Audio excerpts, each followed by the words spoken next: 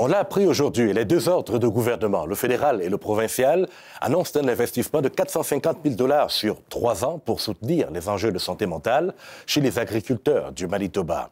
Et cette enveloppe vise à permettre à la communauté agricole d'avoir accès à des services d'accompagnement professionnel selon les ministres du fédéral et de la province, aux côtés du premier ministre Waptino.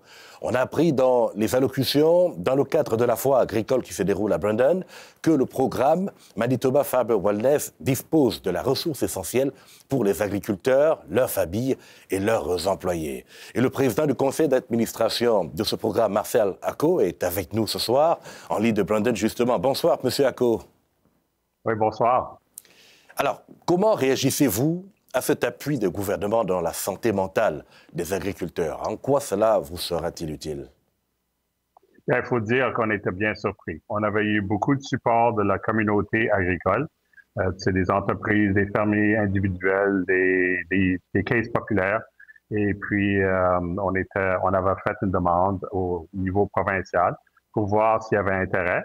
Et puis, vraiment, on n'avait pas eu de réponse. Et puis, la semaine passée, on a eu un appel qu'ils voulaient nous avertir qu'ils pensaient faire une annonce pour du soutien à long terme de notre programme.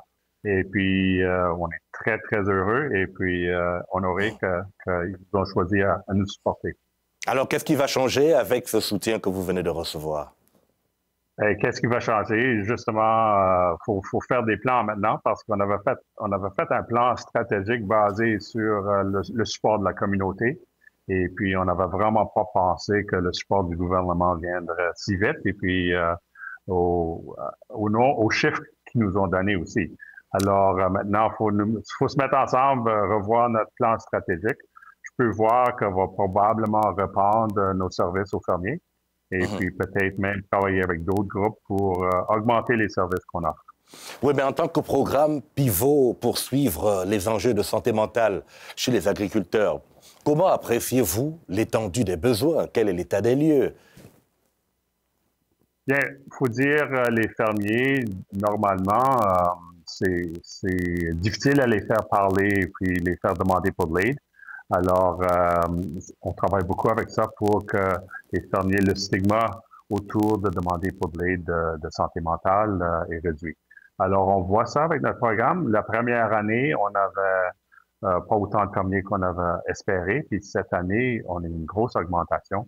Et puis, plutôt au mois de décembre. C'est intéressant, c'est au mois de décembre que les demandes sont venues.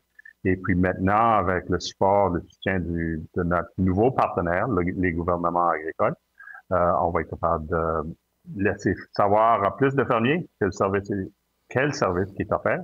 Et puis aussi, j'espère, augmenter le niveau de service qu'ils peuvent avoir. Alors, on parle d'un programme qui a été lancé en 2022. À peu près combien de fermiers sont inscrits et quel type de problème vous pose-t-il? Bien, c'est un service confidentiel. Alors, les fermiers ont accès à un conseiller le conseiller eux-mêmes ont une connaissance de le secteur agricole. Et puis vraiment, notre rôle, c'était de trouver de l'argent pour soutenir financièrement le programme et puis aussi pour travailler avec les conseillers, les identifier pour que les fermiers aient un conseiller qui les comprenne. Et quels sont les problèmes? Quels sont les problèmes qu'ils exposent souvent? Oui. Avec maintenant, on a demandé, ça fait 2 ans, et puis on demandait, tu sais, est-ce qu'il y a un problème, tu sais, qui revient année après année ou mois après mois, mais c'est divers. Ça peut être des problèmes de famille, de communication, ça peut être des problèmes financiers, les taux d'intérêt qui viennent, ça peut être un problème de marché, d'agricole, ça peut être des problèmes juste personnels, trop de travail, pas assez d'heures.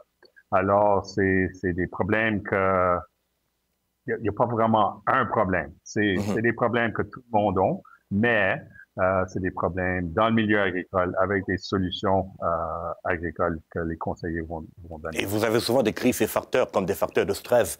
D'ailleurs, vous disiez en mars dernier que plus du tiers des agriculteurs canadiens présentent les symptômes de la dépression et qu'on n'en parle pas beaucoup. Est-ce que vous pensez que le sujet est toujours tabou aujourd'hui? Je vais dire toujours tabou, moins tabou. Je pense qu'il y a encore tabou, mais moins.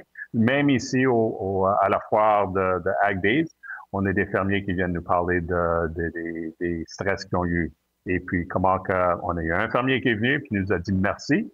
J'ai aucune idée qui il était, et puis c'est quoi le problème, mais il nous a dit merci de le support parce que ça lui a aidé à acheminer, à aller à la prochaine étape. Alors, ça, c'est des bonnes histoires à entendre. Alors, il faut préciser qu'on parle d'appui en santé mentale et pas de financement pour leurs entreprises.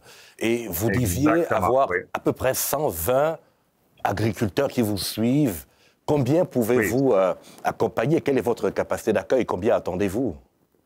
Bien, cette année, notre budget était d'être capable de supporter, donner du support à 120 fermiers. Maintenant, avec le niveau de financement qui a été annoncé, j'imagine qu'il faut revisiter, il faut revoir et puis voir qu'est-ce qu'on peut faire. Ça fait que vraiment, ça ouvre beaucoup d'options qu'on n'avait peut-être pas avant. Et puis, c'est vraiment, on va voir ce qui se passe. Et puis, j'espère que c'est des bonnes nouvelles pour les produits. Très bien, M. Yako.